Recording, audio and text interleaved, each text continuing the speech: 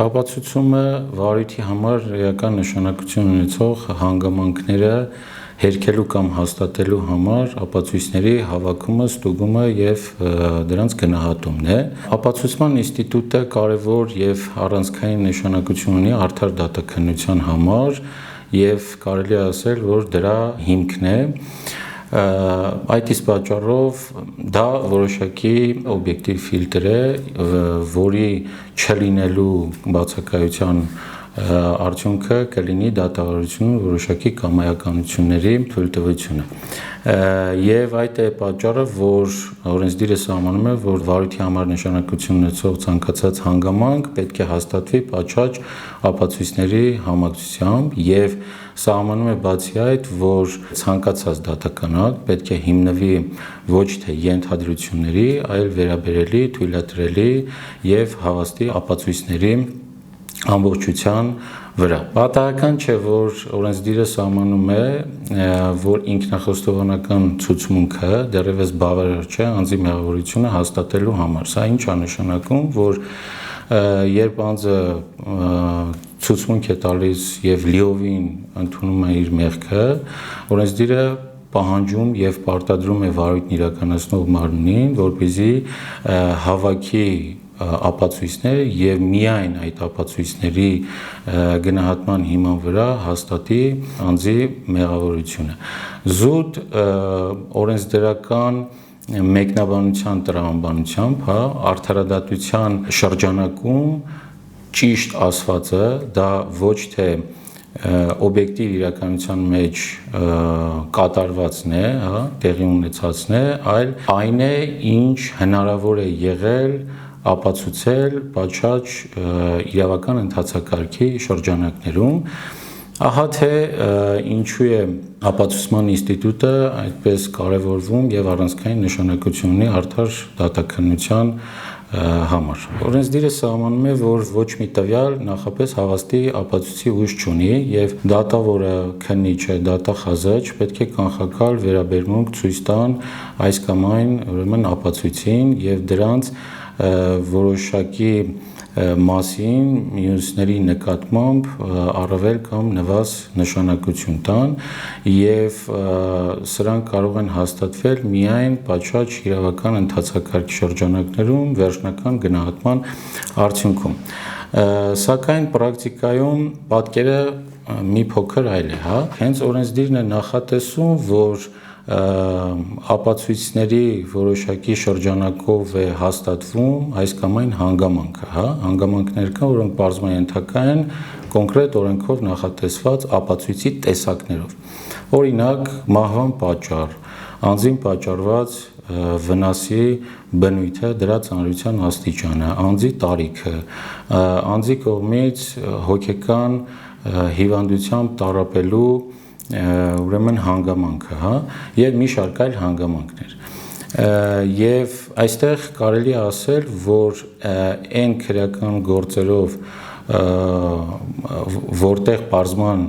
ենթակա են, այսպիսի հանգամանքներ, վճռորոշ նշանակություն ունեն օրենքով սահմանված հենց այս ապացույցի տեսակները, մասնավորապես իմ կողմից թվարկված այդ հանգամանքները պարզման ենթակա են համապատասխան փորձաքննության եզրակացության միջոցով։ Ինչ վերաբերվում է մյուս ապացույցներին, կարող ենք դիտարկել օրինակ օբյեկտիվ իրականության մեջ գոյություն ունեցող ապացույցները, դրանք օրինակ թվային տվյալներ, էլեկտրոնային տվյալներ, հեռախոսային խոսակցությունների ձայնագրություններ, նամակագրություններ, տեսագրություններ, սրանք ինչով կարող են վճռորոշ նշանակություն ունենալ, որովհետև դրանք սուբյեկտիվ գործոններից հնարավորինս զերծ են, դրանց վրա հնարավորինս գրեթե ազդեցություն առկա չէ եւ փոփոխման չեն կարող օրինակ ենթարկվել, եւ շատ դեպքերում այս տվյալները նույնպես վճռորոշ նշանակություն ունենում վարույթի շրջանակներում։ Ինչ վերաբերում է վկաների, տուժողների, մեղադրյալների ցուցմունքներին, սրանք նույնպես կախված գործի բնույթից կարող են վճռորոշ նշանակություն ունենալ, բայց Սրանք այն ապացույցներն են, որտեղ սուբյեկտիվ գործոնները ի տարբերություն իմ կողմից նշված մյուս ապացույցների ավելի շատ են, նշված անձանց ցուցմունքները շատ դեպքերում հակասական են լինում, որը պայմանավորված է լինում օրինակ նրանց հիշողության ինչ-որ տատանումներով, հիշողությամբ պայմանավորված, էմոցիոնալ ֆոնով պայմանավորված եւ մի շարք այլ արտաքին հանգամանքներով, ազդեցություններով պայմանավորված, բայց սա չի նշանակում, որ այս ապացույցի տեսակները պետք է սրանց նվազ կարևորություն տրվի եւ սրանք նույնպես կարող են վճռորոշ նշանակություն ունենալ վարույթի շրջանակներում։ Օրենքը նախատեսում է այն դեպքերը, երբ ապացույցը կարող է անթույլատրելի ճանաչվել, մասնավորապես օրենսդիրը նշում է, որ օրենքի էական խախտմամբ ձեռք բերված տվյալները ճանաչվում են անթույլատրելի ապացույց եւ չեն կարող օգտագործվել վարույթի շրջանակներում որպես ապացույց։ Սակայն ցանկացած խախտում չի օրենքի, որը կարող է որպես հետևանք առաջացնել ապացույցի անթույլատրելիությանը, այստեղ կարևոր է, որ այդ խախտումները լինեն էական։ Օրենքի էական խախտմամբ ձեռք բերված տվյալներ են համարվում այն տվյալները, որոնք օրինակ ձեռք են բերվել այն անձի կողմից, ով դրա լիազորությունը չունի, կամ անհայտ աղբյուրից, կամ դատավարական ընթացակարգի խախտմամբ եւ մի շարք այլ դեպքերում, Օրենքի էական խախտում է նաեւ, երբ այս տվյալների ձեռքբերումը զուգորդվում է անձի սահմանադրական իրավունքների եւ ազատությունների ոտնահարմամբ եւ քրեական վարույթի սկզբունքների խախտմամբ, սրա հետևանքը ապացույցի անթույլատրելիության ճանաչումն է, որի հետևանքը այն է, որ տվյալ ապացույցը կամ փաստական տվյալը չի կարող ապացուցման գործընթացում կիրառվել, օգտագործվել, սա որոշակի առումով թույլատնում է անձին ներկայացված մեղադրանքը եւ որի արդյունք կարող է դառնալ ընդհանուր մինչեւ անձի արդարացումը, անմեղության ճանաչումը։ Օրենսդիրը նախատեսում է, որ յուրաքանչյուր ապացույց պետք է գնահատվի վերաբերելիության, թույլատրելիության, հավաստիության, իսկ բոլոր ապացույցների համակցությունը բավարարության տեսանկյունից եւ ոչ մի տվյալ նախապես հաստատված ապացույցի ուժ չունի։ Երբ առաջանում են հակասություններ տարբեր աղբյուրներից ստացված տվյալների միջև, այստեղ կարծում եմ, որ վարույթն իրականացնողը պետք է կիրառի հենց այդ տվյալի ստուգման օրենսդրական մեխանիզմը, այսինքն պետք է հասկանա, թե տվյալ ապացույցը, օրինակ, փաստական տվյալը ինչքան է հավաստի, վերաբերելի եւ թույլատրելի, եւ հակասության դեպքում պետք է այն համեմատի վարույթի շրջանակներում ձեռք բերված այլ ապացույցների հետ,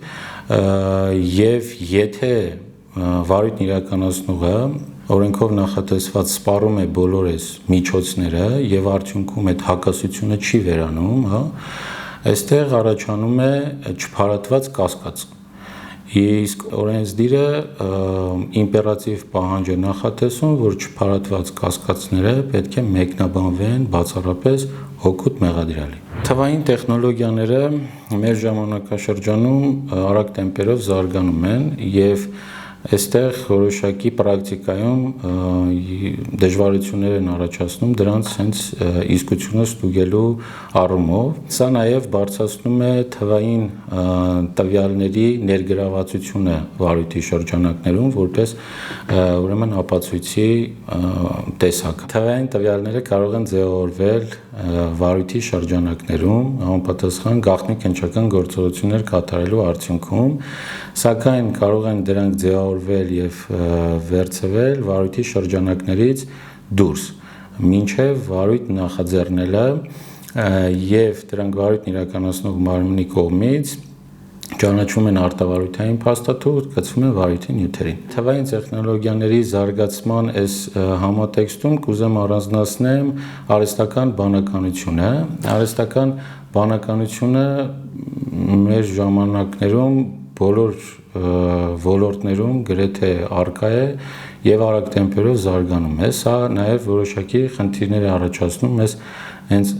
թվային ապացույցների իսկության ստուգման առումով, որովհետեւ շատ հաճախ օրինակ հանդիպում են դեպքեր, տվյալներ, հա, բոլորիս էլ հանդիպած կլինի, երբ որ այդ տվյալը տեսանյութը օրինակ, հա, գեներացված է արհեստական բանականության կողմից կամ կարող է ամբողջական այդ տեսանյութը պատրաստված չլինի արհեստական բանականությամբ, այլ դրա ինչ որ մի մաս, որը ուղղակի տարբերակել, եթե չլինես մասնագետ, հա, չտիրապետես որոշակի հմտությունների, չես կարող տարբերակել, դա իսկական է թե ոչ։ Եվ կարծում եմ, որ սրա միակ եւ գործուն միջոցը դա համապատասխան մասնագետների ներգրավվածությունն է վարույթի շրջանակներում, որոնք պետք է ստուգեն այդ թվային տվյալների աղբյուրը, դրանց ստեղծման հիմքերը, հա, եւ դրանց վրա որոշակի արտաքին ազդեցություն եղել է թե ոչ։ Բոլորիս էլ քաշ ծանոթ է անմեղության կանխավարկածի սկզբունքը, որը սահմանում է անձը անմեղ է, քանի դեռ նրա մեղավորությունը չի հաստատվել օրինական ուժի մեջ մտած դատավճռով։ Անմեղության կանխավարկածի սկզբունքից է բխում նաև այն օրենսդրական պահանջը, որ մեղադրյալը չպետք է ապացուցի իր անմեղությունը։ Մեղադրյալի անձի մեղավորությունը հաստատելու պարտականությունը դրված է բացառապես պետության վրա, այդ պարտականությունը չի կարող դրվել նաև օրինակ մեղադրյալի պաշտպանի վրա, հա։ Սա սակայն որպես օրենսդրական կարգավորում, այս կարգավորումը միտված է եւ ուղղված է անձի իրավունքների եւ ազատությունների սահմանափակումը անհարկի կանխելուն, հա, սակայն մի այլ բան է օրենսդրական ձևակերպումը, մեկ այլ բան է պրակտիկան։ Ես որպես փաստաբան կարծում եմ, որ պաշտպանական կողմը թեև մեղավորությունը հաստատելու պարտականությունը դրված է պետության վրա, վարույթն իրականացնողի վրա, սակայն պաշտպանական կողմը վարույթի ընթացքում պետք է ակտիվ դերակատարում ունենա հնարավորության սահմաններում բոլոր չարգելված միջոցներով պետք է ձեռք բերի հայթայթի այն փաստական տվյալները, որոնք ապացուցեն կհիմնավորեն մեղադրյալի ուրեմն անմեղությունը։ Ինչ է սա կարևորում, հա, օրինակ շատ դեպքերում անձը գտնվում է անազատության մեջ եւ յուրաքանչյուր օր անազատության մեջ գտնվելու կարևոր է անձի համար, հա, եւ սպասել ուղղակի, որ վարույթն իրականացնողը ձեռք բերի տվյալներ եւ արդյունքում ձեռք կբերի թե ձեռք չի բերի, հա, եւ անձը սպասել, որ անազատության մեջ մնա եւ որևէ բան չանել, կարծում եմ, որ տրամաբանական չէ եւ չի բխում հենց մեղադրյալի ուրեմն շահերից։ Բացի այդ, ինչ է մեզ կարևորում, որովհետեւ այդ ժամանակի ընթացքում, երբ որ պաշտպանության կողմը пассив դերակատարում է ունենում, կարող են ուրեմն կորչել այն փաստական տվյալները, նույն հենց այդ թվային տվյալները, որոնք շատ դեպքերում օրինակ ժամանակային առումով ջնջվում են, հա, չգիտեմ, վերանում են եւ այլն։ Եվ այդ ապացույցները կարևոր է ժամանակին ձեռք բերել եւ ներկայացնել վարույթն իրականացնող մարմնին։ Կարծում եմ, որ այս թվային տեխնոլոգիայի զարգացմանը զուգընթաց պետք է իրավապահ մարմիններին, փորձագիտական ուրեմն կենտրոններին որոշակի տեխնիկական առումով զինել, հա, եւ պարբերաբար ու թիրախային քննիչներին, դատախազներին, դատարաններին, փորձագետներին վերապատրաստում անցկացնել այս տեխնոլոգիաների զարգացման վերաբերյալ։ Բացի այդ, ինչ վերաբերում է այդ փորձագետի եզրակացություններին, տեսեք, պրակտիկայում այսպիսի մի խնդիր կա, որ առաջնահերթություն է տրվում այն փորձագետներին եւ նրանց կողմից տրված եզրակացություններին, որոնց դիմել է վարույթն իրականացնողը։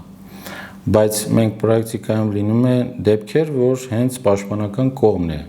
դիմում անկախ փորձագետի եզրակացություն տալու համար։ Հիմա այդ եզրակացությունը տրամադրվում է վարույթն իրականացնողին, բայց վարույթն իրականացնողը շատ դեպքերում թերահավատորեն է մոտենում այդ եզրակացությանը եւ կարծում եմ պետք է որոշակի փոփոխություններ կատարվի եւ նախադրյալներ ստեղծվի, որպեսզի սրանք հավասար ապացուցողական ուժ ունենան։